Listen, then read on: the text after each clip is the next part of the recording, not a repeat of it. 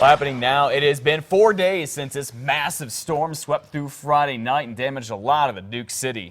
And the cleanup is nowhere near being done. From the city to city parks, the city zoo. City crews are cutting up and clearing fallen trees and branches across the city. We're told cleanup costs and response to the storm in Albuquerque is already approaching $1 million. In 35 years, this is probably the most severe summer type of storm we've had in the city of Albuquerque, equivalent to a Category 1 hurricane. Now, by the time everything is said and done, the cost from this storm could top $1.5 million. And the state is pitching in money to fix up flooded and debris-filled areas and roads. Yesterday, Governor Susana Martinez says she has declared a state of emergency, freeing up about $500,000 that cities can request for cleanup. There is some good news regarding power this morning. You mentioned that. Most people have it back on. The bad news is that a few hundred still don't. Yeah, just checked this morning. PNM says it has the lights back on to 99% of people who lost it in that storm on Friday. But a total of 194 homes and businesses are still without electricity right now. Most of them are just spread all around Albuquerque. And some people are having a very tough time dealing with the power outage, including Lapita Henderson. She is 83 years old, has emphysema and asthma, and she needs her oxygen tank. If that tank isn't plugged in to the electric, I don't get this oxygen in here and I don't breathe. It's either pay or breathe or not have the money and die. I think you pick pay and breathe. PNM says crews are trying to get the power back on to people with special needs first. They've also fixed most of the power poles that snapped during the storm and its hurricane force winds. With that storm, we certainly got some rain. We definitely needed it. But now we're getting mosquitoes that we don't need, and unfortunately, West Nile virus too. 13-year-old boy from San Juan County is the first person to be confirmed to get the virus in New Mexico this year. He was in the hospital, but we hear he is now recovering at home. August and September are the worst months for West Nile in New Mexico. People here have gotten the disease every year for the last 10 years. 47 people got West Nile last year, and one of them died. Well, besides the mosquitoes, the rain's bringing another pest to New Mexico. Yeah, cutworms. They are threatening alfalfa farms in the southeastern part of the state right now.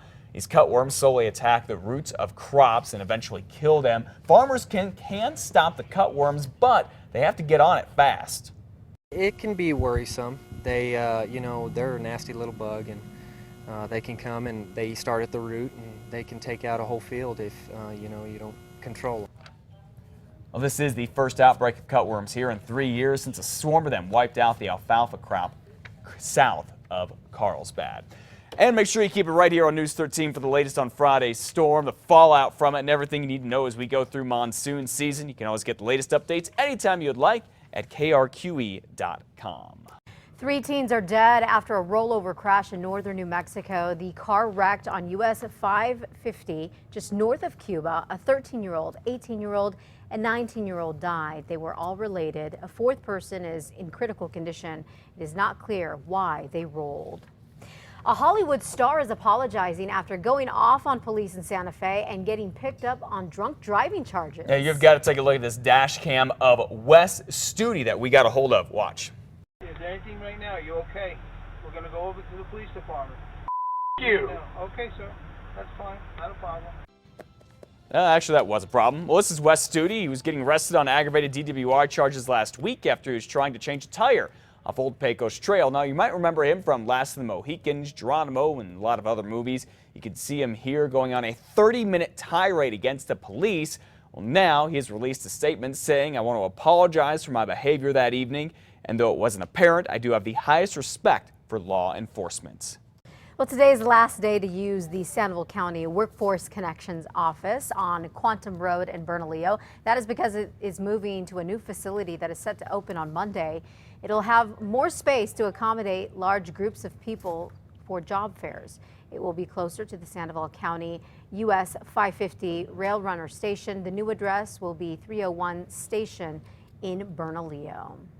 And some job openings to tell you about now. Comfort Keepers Senior Care is hiring personal care aides for their clients. The recruiting event will be held at New Mexico Workforce Connection, which is located over off of 501 Mountain Road in northeast Albuquerque. That's between Edith and Broadway. It will start this morning at 9 and continue until noon.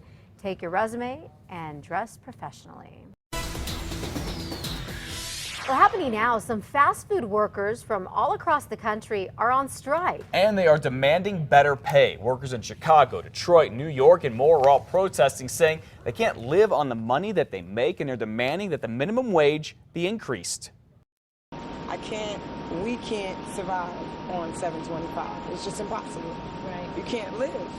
You just can't live. Like, you can't do the regular things you need done, let alone personal things. Like, the necessities don't get taken care of by going, and I go to work every day, faithfully, but I get nothing out of it. A group called Fast Food Forward is organizing all the protests. Santa Fe police need your help finding an armed robber who told workers at a pizza joint there that he had, quote, nothing to lose. Take a look at this surveillance video. It shows the robber in the Papa Murphy's on Zafarno Drive Friday night. Officers say he demanded cash, but a worker refused to give it to him, so the robber lifted up his shirt, showed a gun right there, and said, quote, he didn't care what happened. He went on to say he is already facing 20 to life. The workers ended up giving the robber the cash, and the guy took off. All right, new this morning at 5:07, Susana Martinez, not only known for being the governor of our fine state of New Mexico, but also for spending a lot of time taking care of her sister. People here know that, and now the rest of the country will too. Next week's People magazine highlights Governor Martinez's relationship with her sister, Letty, who's developmentally disabled and still lives down in Las Cruces. The article goes on for 2 pages and follows the governor and her sister as they celebrated Letty's birthday last month. You can pick up your copy August 5th. That is Monday. I started to look at that article. Very good. Very well done. Interesting. You see a little different side of the governor there than what we kind of hear and see on TV and in the news all the time. Yeah, it sounds like an interesting read, getting more national attention here. Absolutely. And if you get People magazine in the mail, if you subscribe, you'll already have that at home. All right, 5